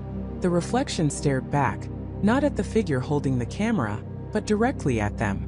And on the reflection's face, slowly, unnervingly, a wide, unnatural smile began to spread. It wasn't a smile of joy or amusement, but a rictus of pure, agonizing terror, stretched far too wide, revealing gums and teeth in a grotesque parody of human expression. The eyes, dark and sunken, screamed silently. Michael had ripped the tape out, gasping, but the image was seared into his mind. He looked at Jessica, her face pale, her eyes wide with unadulterated horror. "Did you see it?" he whispered, his voice cracking. It was like looking at us." Jessica could only nod, clutching herself. The smile was no longer just a symbol on a tape. It was an entity, a presence, a reflection of their own spiraling dread. They started seeing it everywhere. In the warped reflections of shop windows when they dared to venture outside for supplies. A quick, fleeting glimpse of a distorted, smiling face superimposed over their own. In the patterns of condensation on the bathroom mirror after a shower, briefly forming the shape of that horrifying grin before dissolving. Their sleep became a battleground. Nightmares of endless corridors, flickering lights, and that omnipresent, mocking smile pursued them. They'd wake up in cold sweats, gasping for air, often finding themselves staring at each other across the darkened room, both silently confirming the other's terror. They tried to talk about it, to rationalize, to find a logical explanation, but the words withered on their tongues, replaced by a growing, suffocating silence. One afternoon, Michael noticed something new. On the back of one of the older tapes, a barely visible, faded inscription. He held it up to the dim light filtering through the drawn blinds. It wasn't a label, but a series of numbers and letters, almost like a serial code. He squinted, trying to make sense of it. 204-1998. "Jessica," he called out, his voice hoarse with disuse. "Look at this." She shuffled over, her movements slow and heavy. Her eyes, bloodshot and exhausted, scanned the inscription. "What is it?" "I don't know," Michael admitted. "But it's different. Not a title. Maybe a date? An address." They spent hours poring over maps, searching online databases for anything that matched. 204-1998. Nothing. It was a dead end. Another cruel trick in this labyrinth of fear. But the seed of an idea had been planted. What if the tapes weren't just showing them things but were connected to a specific place, or even specific people? The next day, a new tape appeared. This one was simply labeled "Our Home." Michael felt a cold dread settle in his stomach. Jessica refused to watch, retreating to the bedroom, pulling the covers over her head as if that could shield her from the horrors. Michael, however, felt the pull again. He had to know. He had to see what "Our Home" meant. He pressed play. The footage was instantly recognizable. Their apartment. But not as it was now. It was older, dustier, the furniture different, but undeniably the same layout. The camera moved slowly through the rooms, a silent, unseen observer. It lingered on the empty spaces where their own furniture now stood. It felt like an invasion, a violation of their most private sanctuary. Then the camera stopped in the living room, facing the very spot where Michael was sitting. The screen flickered and a faint, almost transparent figure appeared, standing in the middle of the room. It was tall, slender, and its features were indistinct, shrouded in shadow. But as it turned its head slowly towards the camera, a familiar, sickeningly wide smile began to materialize on its face. This smile wasn't a reflection. It wasn't a distortion. It was there, a tangible, ghastly presence. And as the figure continued to turn, its smile growing wider, its eyes, now visible, fixed on Michael through the screen, he heard a faint whisper, barely audible above the static. "You're home!" Michael screamed, a raw, guttural sound that tore from his throat. He lunged at the VCR, yanking the tape out, throwing it across the room where it clattered against the wall. He stumbled back, his heart hammering against his ribs, his breath coming in ragged gasps. The figure, the smile, the whisper. It wasn't just on the tape anymore. It was in their home. It had always been there. Jessica rushed out of the bedroom, her face etched with terror. "What happened? Michael, what was that?" He could only point, his finger trembling, at the empty space in the living room where the figure had stood. "It's here," he choked out. "It's always been here. It knows us. It knows our home." A sickening realization washed over them. colder and more paralyzing than any fear they had experienced so far. The tapes weren't just showing them a mystery to solve. They were showing them their own story, a twisted pre-recorded nightmare that was slowly, meticulously playing out in their lives. The found footage wasn't found at all. It was created for them. The apartment, once their refuge, had become a cage. Every corner, every shadow, every quiet moment was now filled with the unseen presence of that smiling entity. They were no longer just observers of the tapes. They were the unwitting stars of their own horror film, with no director, no script, and no way to call cut. That night, they huddled together in the bedroom, the door barricaded with a chair. Sleep was impossible. Every creak, every gust of wind against the window sent jolts of pure adrenaline through them. Jessica began to whisper, her voice barely audible. "Michael, remember Sarah? Our old neighbor? The one who moved out suddenly a few months ago?" Michael nodded, frowning. "What about her? She always seemed off, distracted, and she had this strange habit. She'd always wear long sleeves, even in summer, and she used to talk about the whispers in the walls. We just thought she was eccentric." Jessica paused, her eyes wide with the dawning horror. "And I remember seeing her once late at night in her window. She was just standing there staring out, and she was smiling. A really wide smile, Michael. Too wide." A chill that had nothing to do with the night air seeped into Michael's bones. Sarah, their neighbor, had lived in their apartment before them. Had she experienced this? Had the tapes, the smile, driven her away? Or worse, had they consumed her? Then a soft, almost imperceptible scratching sound began, coming from the living room. It was a rhythmic, deliberate sound, like fingernails dragging across wood. Slowly, agonizingly, it began to spell out a word, one letter at a time, each scratch a dagger to their fraying nerves. The final scratch was long, drawn out, followed by an unnerving silence. Their breath hitched in their throats. They knew with a certainty that chilled them to their very core, that the game was no longer confined to the screen. It was manifesting. It was physical. And it wanted them to smile. The final act was upon them, and they were utterly, terrifyingly alone. The silence that followed was not empty. It was heavy, suffocating, filled with the unspoken dread of what lay just beyond their sight. Michael, his breath catching in his throat, felt a cold sweat prickle on his skin. Jessica clutched his arm, her knuckles white, her eyes wide with a terror that mirrored his own. David stood frozen by the flickering monitor, his face pale, while Emily, usually the most composed, was trembling uncontrollably, a low whimper escaping her lips. The air in the room, once stale, now felt charged, electric, as if something unseen was pressing in on them from all sides. Then a sound. Not a roar, not a scream, but a soft, rhythmic thump. Thump, thump. It seemed to come from the hallway, just outside the living room where they huddled. Each beat was slow, deliberate, like a heavy weight being dragged or dropped. It grew louder, closer, the sound echoing the frantic pounding of their own hearts.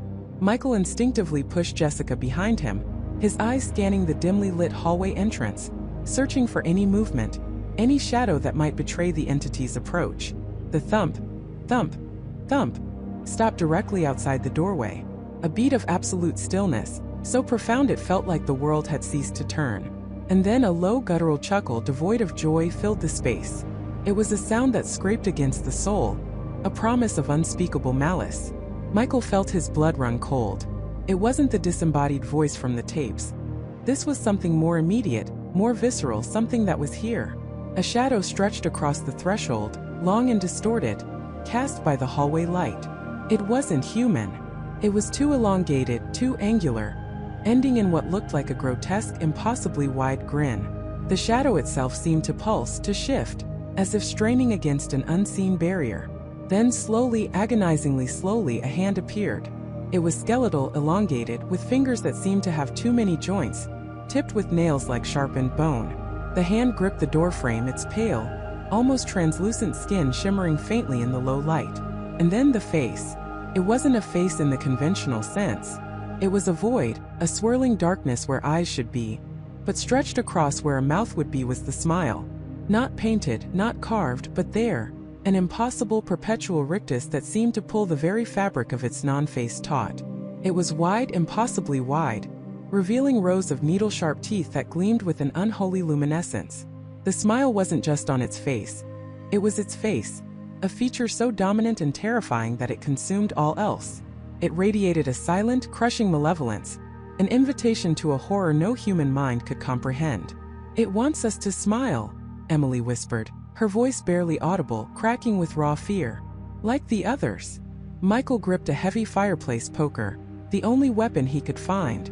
It felt pathetically inadequate against this nightmare. "Stay behind me," he growled, his voice trembling but firm. He took a step forward, a primal instinct to protect his friends overriding his paralyzing fear. The entity didn't move, didn't speak. It simply smiled. And as it did, the air grew colder, the shadows deepened, and the very structure of the house seemed to groan under an unseen pressure. The temperature in the room dropped several degrees, and their breath plumed in the sudden chill. David, who had been staring at its horrifying visage, suddenly gasped. "The tapes! Look at its hand! The symbol!" Michael glanced quickly. On the back of the entity's elongated hand, faintly etched into its pale skin, was the same distorted, almost glyph-like symbol they had seen briefly in the background of one of the earlier tapes, the one that resembled a twisted, broken circle. It was a detail they had dismissed, lost in the overwhelming creepiness of the videos. Now it glowed with a faint, sickly green light. "What does it mean?" Jessica cried, her voice rising in panic. "I don't know," David stammered, frantically trying to recall any details from the blurry footage. "It was just a symbol. We thought it was part of the set dressing or a glitch." As if sensing their distraction, the entity moved. It didn't walk. It seemed to flow into the room, its elongated form shifting and blurring at the edges. It was taller than any human, its head almost scraping the ceiling. The smile remained fixed, unwavering, a beacon of pure, unadulterated dread. Michael swung the poker, a desperate, futile gesture. The metal passed through the entity, meeting no resistance, as if striking air. A cold, invisible force rippled through him, leaving him gasping, his skin crawling. The entity chuckled again, the sound now closer, seeming to emanate from all around them. It was playing with them. "It's not physical, not entirely," Emily cried, pointing at its shimmering form. "It's like a projection, but real." "Then how do we fight it?" Jessica sobbed, pulling tighter against Michael. The entity ignored their questions, its focus solely on them. It raised its impossibly long skeletal arm, its fingers slowly extending towards Emily. The green symbol on its hand pulsed brighter, and as it did, a wave of nausea washed over them. Emily stumbled backward, her hand flying to her mouth. "No!" Michael yelled, lunging forward, trying to interpose himself. But the entity was too fast. Its hand passed through Emily's face, not harming her physically, but leaving an invisible residue. Emily cried out, a sound of pure agony, and then her body began to convulse. Her eyes rolled back and her mouth slowly, agonizingly began to stretch. "Emily!" David screamed, rushing to her side. Her lips pulled back, further and further, past the point of human endurance, revealing her teeth, then her gums. Her cheeks seemed to hollow, her jaw unhinged, until her face was a terrifying, grotesque imitation of the entity's own smile. Her eyes, though still rolled back, seemed to glow with a faint internal light, reflecting the horrifying rictus that now consumed her features. It wasn't a joyful smile. It was a scream contorted into an eternal, silent grimace. She's smiling," Jessica whispered, tears streaming down her face. "It got her." Emily, or what was left of her, stood rigid, her body locked in that horrifying pose. A low guttural sound, identical to the entity's own chuckle, emanated from her throat. Her head slowly turned, her unseeing, smiling face locking onto Michael. "What do we do?" David pleaded, recoiling from the transformed Emily. "We can't just leave her." "We have to," Michael said, his voice raw with despair. "That's not Emily anymore. It's part of it." The realization was a bitter, sickening pill. They had lost her not to death but to something far worse. The entity's focus, however, was not on Emily.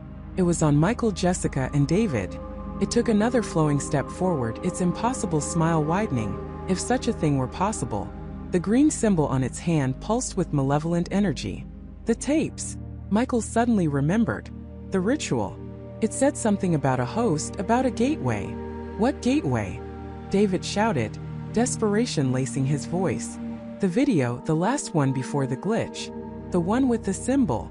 Michael pointed frantically at the monitor, which still flickered with static from the corrupted tape. It wasn't just a symbol, it was a key, a way to bring it fully here. He rushed to the monitor, ignoring the chilling presence of the entity and the horrifying, smiling figure of Emily. He needed to find that specific frame, that moment from the tapes where the symbol was clearest. He fumbled with the remote, his fingers clumsy with fear, skipping through the corrupted footage. The entity, sensing his intent, emitted a high-pitched, piercing shriek that vibrated through their very bones. It was a sound of pure rage, of something ancient and malevolent being defied. Emily, still smiling that awful smile, echoed the shriek, her body vibrating with the sound. "I found it!" David yelled, having also rushed to the monitor, his eyes glued to the screen. The symbol.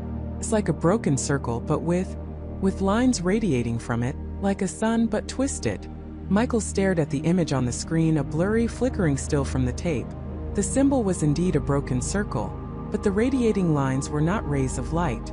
They were jagged, almost like teeth, forming another, smaller, internal smile within the larger, broken one. It was a diagram, a blueprint. "It's a gateway," Michael gasped, the pieces clicking into place with horrifying clarity. "The broken circle is our world, and the lines are the points of entry. And the smile is how it gets in. But how do we close it?" Jessica cried, her voice cracking. The entity was almost upon them, its skeletal fingers stretching, reaching. "The tapes!" David shouted. "We need to destroy the tapes. If the source of its power, the gateway, is through this media, then maybe we can sever the connection." It was a desperate, illogical thought, born of pure terror, but it was the only idea they had. If the tapes were the conduit, the physical manifestation of the curse, then perhaps destroying them would weaken it, send it back, or at least buy them time. The entity was right in front of them now, its impossible smile consuming their vision. The green symbol on its hand pulsed furiously, and the air around it crackled with an unseen energy. It was reaching for Michael, its fingers brushing his shirt, a chilling, non-physical touch that felt like ice water flooding his veins. "The box!" Michael roared, pointing to the old wooden crate where they had found the tapes. "Get them all! Burn them! Shatter them! Do anything!" David, with a surge of adrenaline, grabbed the crate, spilling the remaining tapes onto the floor. He started frantically stomping on them, crushing the plastic, snapping the reels, but it felt slow, agonizingly slow. Jessica, still trembling, joined him, picking up tapes and smashing them against the wall. The entity shrieked again, its form flickering, its smile wavering for the first time. It seemed to be in pain, or at least disturbed by their actions. Emily, still locked in her horrifying smile, also shrieked, a sound of agony mixed with something else, something primal and ancient. Michael grabbed the remaining tapes, a handful of them, and ran to the fireplace. He didn't have matches, but the embers from their earlier fire were still glowing faintly. He thrust the tapes into the dying flames, the plastic immediately hissing and melting, releasing a foul, acrid smoke. As the first tape caught fire, the entity recoiled, its form shrinking slightly, its smile contracting, a flicker of something akin to fear in the void where its eyes should be. The green symbol on its hand dimmed, then pulsed erratically. Emily too staggered, her smile twitching, her body shaking violently. "Keep going," David yelled, crushing another tape under his boot. "It's working." They worked with frantic, desperate energy, smashing, burning, destroying every tape they could find. The room filled with the sickening smell of burning plastic, but they didn't care. With each destroyed tape, the entity's form flickered more violently, its presence weakening, its malevolent chuckle replaced by a tortured hiss. But as Michael fed the last tape into the embers, the entity let out a final, ear-splitting shriek, a sound that tore through the very fabric of reality.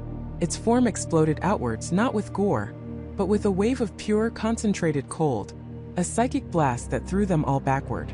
The green symbol on its hand flared one last, blinding time, then vanished. The entity was gone. The room was silent once more, save for their ragged breathing and the crackling of the dying embers. The cold receded slowly, agonizingly. They lay sprawled on the floor, bruised, battered, but alive. Then a low moan. They looked up. Emily. Her body was still, her mouth still stretched in that horrifying rictus, but the glowing in her eyes was gone. Her body was slumped against the wall, motionless. "Emily," Michael whispered, his voice hoarse. No answer. Her face was still locked in that grotesque smile, fixed, eternal. They had driven the entity away, but the cost was immense. Emily was gone, a permanent monument to the horror they had unleashed. They had won a battle perhaps, but the war felt far from over. The tapes were destroyed, but the smile remained. It was burned into their minds, etched onto Emily's face.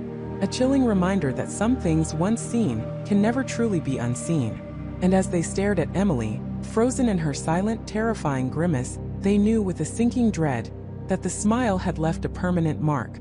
A mark not just on Emily but on their very souls. And they were left to wonder, with a terror that clawed at their sanity, if the game was truly over, or if this was just the beginning of a different, more insidious kind of horror. The final terrifying truth was still hidden, lurking just beyond their grasp, waiting for the very last part of this story to unfold. Anity, if the game was truly over, or if this was just the beginning of a different, more insidious kind of horror. The final terrifying truth was still hidden, lurking just beyond their grasp, waiting for the very last part of this story to unfold. The flickering light of the old monitor cast long, dancing shadows across Michael's face, distorting his features into something almost alien. He was hunched over the keyboard, fingers flying across the keys, not typing but frantically trying to delete, to erase, to undo. David, his face pale and streaked with sweat, stood over him, a hand gripping his shoulder with desperate urgency. "It's no use, Michael. It's embedded. It's in the metadata, in the very fabric of the file structure itself." David's voice was hoarse, strained, a whisper of defeat. "Every single frame, every audio waveform, it's been infected." Jessica, clutching a tattered blanket around her, watched them from the corner of the room, her eyes wide with a terror that went beyond mere fear. It was the terror of comprehension, of seeing the invisible threads that had been pulling them along, the puppet strings of an unseen master. Emily was nowhere to be seen, her fate still a gaping wound in their collective psyche. They hadn't heard from her since that final blood-curdling scream, swallowed by the static. Infected. Michael finally looked up, his eyes bloodshot, a hollow echo of the man who had started this journey. "What does that even mean, David? Is it a virus? A code?" David shook his head slowly, his gaze distant, fixed on something beyond the grimy walls of their makeshift sanctuary. "It's more than that. It's a pattern. A self-replicating algorithm that doesn't just corrupt data, it corrupts perception. It doesn't just spread through networks, it spreads through attention." He gestured vaguely at the screen, where the distorted, always-present smile seemed to mock them from the corner of a paused frame. "Think about it, Michael. Mark found it. Emily saw it. You saw it. We all saw it. And the more we focused on it, the more we tried to understand it, the more we tried to contain it, the stronger it became. It's a mimetic contagion, a thought form that thrives on observation, on analysis, on fear." Jessica gasped, her hand flying to her mouth. "You mean the tapes, they're not just recordings of what happened. They're part of the infection." "Exactly," David confirmed, his voice barely audible. "These tapes, this entire series, every single frame we've meticulously analyzed, every chilling detail we've uncovered, it's all part of its propagation. It wants to be watched. It wants to be understood, or at least attempted to be understood. The more minds that grapple with its existence, the more real it becomes. The more it spreads." The realization hit Michael like a physical blow. All their efforts, all their sacrifices, all their desperate searching for answers, they hadn't been fighting it. They had been feeding it. They had been its unwitting agents, ensuring its survival, its spread. The very act of documenting its horror was the mechanism of its triumph. "The game," Michael whispered, the words tasting like ash in his mouth. "It wasn't a game for us. It was a game through us. We were the pawns, the vectors." David nodded grimly. "The smile isn't a person, Michael. It's not a ghost. It's an idea. A parasitic concept that latches onto the human psyche, particularly those predisposed to curiosity, to pattern recognition, to the desire for answers in the face of the unknown. It preys on our need to make sense of the senseless." "So, Emily," Jessica began, her voice trembling, when she screamed, was she just a victim, or?" "She saw too much," David interrupted, his eyes meeting Jessica's with an unsettling intensity.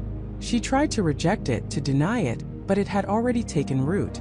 The scream wasn't just fear, Jessica. It was the sound of her mind breaking under the weight of its full, unfiltered presence. The smile isn't just a visual cue. It's the distortion of reality itself. It's the joy of absolute, unyielding chaos taking hold. Michael slowly pushed himself away from the computer, the screen still displaying the horrifying, distorted image.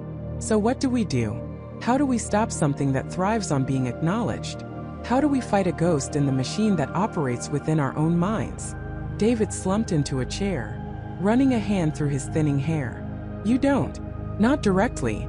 The only way to starve it is to deny it attention, to forget it, to never speak of it again, to let it fade into the background noise of the internet, unobserved, unanalyzed, unfeared. But even as he spoke the words, they sounded hollow, impossible. They had seen too much. They had experienced too much. How could you unsee something that had fundamentally altered your perception of reality?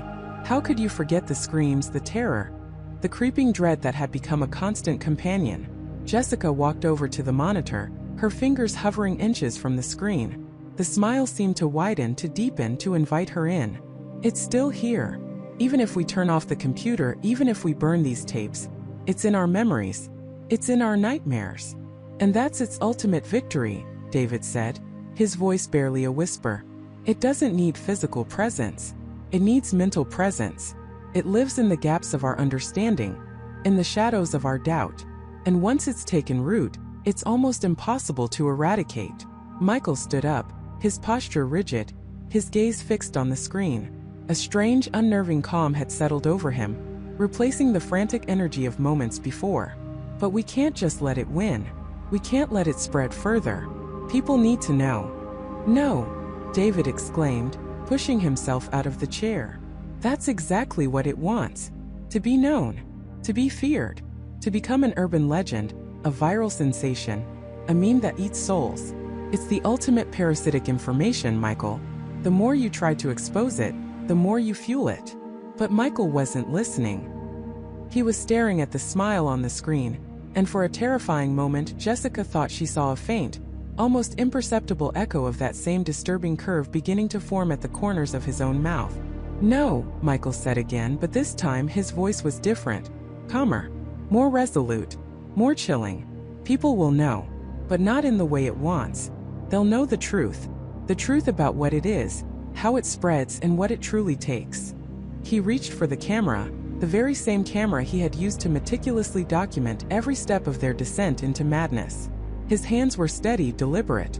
If this is a story that feeds on being told, then we will tell it, Michael continued, his voice now devoid of fear, replaced by a chilling, almost detached determination. But we will tell it in a way that warns, a way that inoculates. We will show them the full horror, not to spread it, but to arm them against it. Jessica felt a cold dread seep into her bones. She knew Michael. She knew his unwavering commitment to truth, his obsession with documentation. But this wasn't truth anymore. This was a war against an intangible enemy, and Michael was proposing to fight it on its own terms, using its own weapons. Michael, no, she pleaded, her voice cracking. You can't. You'll become just another part of it. He turned to her, his eyes unblinking, unreadable. The faint curve at the corner of his lips seemed to deepen, just a fraction. Perhaps. But if I can prevent even one other person from falling victim, from becoming another Mark, another Emily, then it's a price worth paying. He started recording.